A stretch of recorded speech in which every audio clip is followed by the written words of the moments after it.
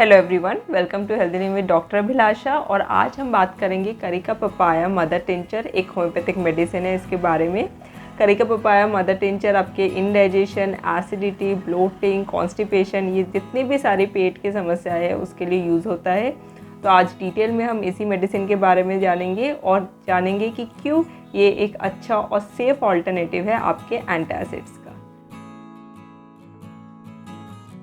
Healthy living में doctor अभिलाषा से जुड़ने के लिए थैंक यू वेरी मच। अगर आप इस चैनल पर नए हैं तो चैनल को सब्सक्राइब करना मत भूलिए, साथ ही बेल आइकन को भी प्रेस कीजिए जिससे कि आने वाली वीडियोस की नोटिफिकेशन आपको मिलती रहे। आज हर 2 में से 1 आदमी को एसिडिटी, गैस, ब्लोटिंग, बदहजमी, सीने में जलन, हार्टबर्न, इन सब की समस्या है। अब इसका इलाज हम क्या करते हैं कि कोई भी एक एंटासिड की गोली ले लेते हैं। बहुत सारे लोगों ने इसको अपना एक हैबिट बना लिया है, एक आदत बना ली है कि सुबह उठ के खाली पेट एक गोली खानी है, फिर अपने दिन की शुरुआत करनी है। जब आप लॉन्ग रन के लिए, लंबे समय के लिए 1 साल, 1.5 साल, यहाँ तक कि लोग 3-3, 4-4 साल के भी पेशेंट्स आके बताते हैं कि नहीं हम तो गोली लेके ही अपने दिन का स्टार्ट करते हैं। ये एंटासिड की गोली लेते रहते हैं तो इसकी क्या आपको हो जाती है, एक आदत हो जाती है। और उसके बाद क्या होता है, जब आप ये गोली नहीं लेते तो आपके जो पेट के जो नॉर्मल एसिड सिक्रीशन है वो भी इनहिबिट हो जाते हैं, उन पर भी असर पड़ता है। तो आपको वो गोली लेनी ही पड़ती है। ये बेसिकली प्रोटॉन पंप इनहिबिटर इनको कहते हैं। तो ये क्या करते हैं, एसिड सिक्रीशन को कम कर देते हैं। अब नॉर्मल डाइजेशन के लिए भी तो आपको एसिड चाहिए। एसिड कोई ख़राब चीज़ नहीं है, आप जो खाना खा रहे हैं उसको सही से पचाने के लिए एसिड तो चाहिए ही पेट, इसलिए नॉर्मली भी सिक्रेट करता है। जब वो ज़रूरत से ज़्यादा हो जाता है तब आपको एसिडिटी की समस्या होती है। लेकिन जब आप ये प्रोटॉन पंप इनहिबिटर्स या जो भी एंटासिड है ये लेते रहते तो वो जो नॉर्मल सिक्रीशन है वो भी ख़राब हो जाता है और आप ये पूरा परमानेंटली डिपेंड हो जाते हैं मेडिसिन पे।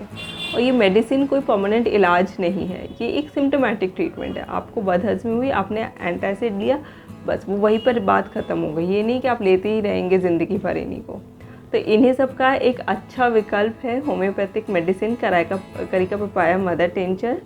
और ये सेफ़ भी है, इसके बहुत ही कम साइड इफ़ेक्ट्स है और ये हर कोई यूज़ कर सकता है। कुछ इसके कॉन्ट्राइंडिकेशंस है लेकिन अमूमन ये हर कोई यूज़ करता है।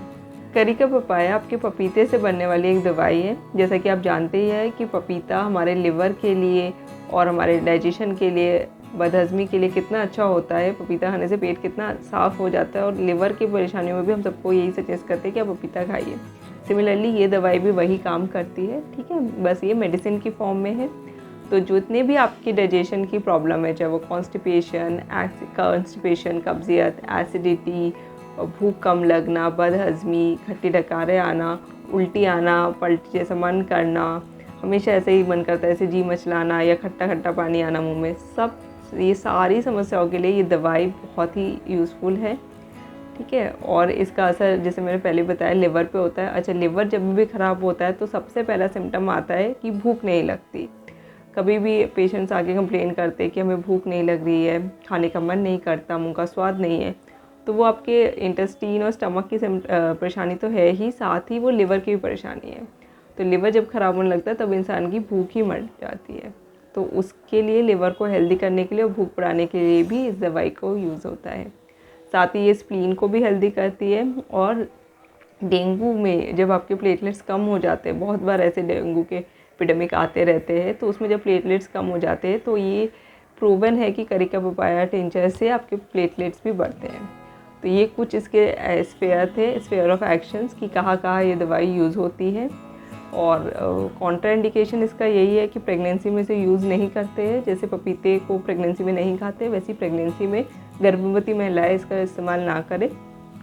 और बाकी इसका ऐसा कोई नोन कॉन्ट्राइंडिकेशन नहीं है। पेट की समस्याओं के लिए आप इस दवाई को यूज़ कर सकते हैं।